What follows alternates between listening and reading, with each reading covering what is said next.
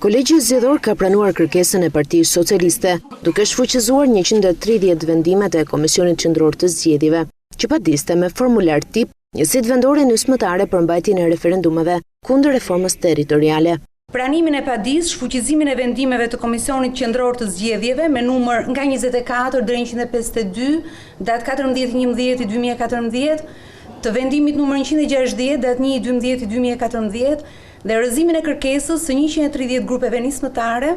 për fillimin e procedurave për zhvillimin e një referendumi vendor në njësitë e qeverisjes vendore për Kacë. Për demokratët, ky vendim është një presion i drejt për drejti i politikës ndaj gjyqësorit, por kjo nuk do të thotë as pak mbyllje e derës për referendumet lokale. Pra,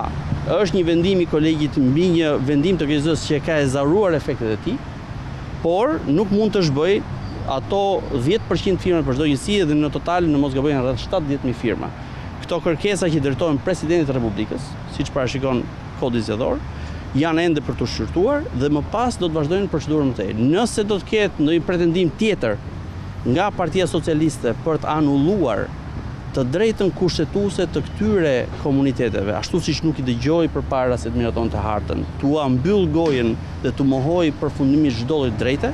sigurisht janë shkeljet kushtetutës. Më herët para trupës gjykuese, profesuesit ligjor të Partisë Socialiste kërkuan shfuqizimin e vendimeve të Komisionit Qendror të Zgjedhjeve, duke arsyetuar se ato janë marrë në kundërshtim me ligjin, pasi kërkesat e njësive nismëtare për referendum nuk janë vlerësuar dhe hetuar administrativisht. Por drejtoresha juridike pranë KQZ-s tha se ky institucion ka për detyrë të verifikojë vetëm numrin e kërkuesve për referendum dhe a janë banor të zonës, është gjykata kushtetuese, sipas saj, ajo që vlerëson lishmërinë e kërkesave.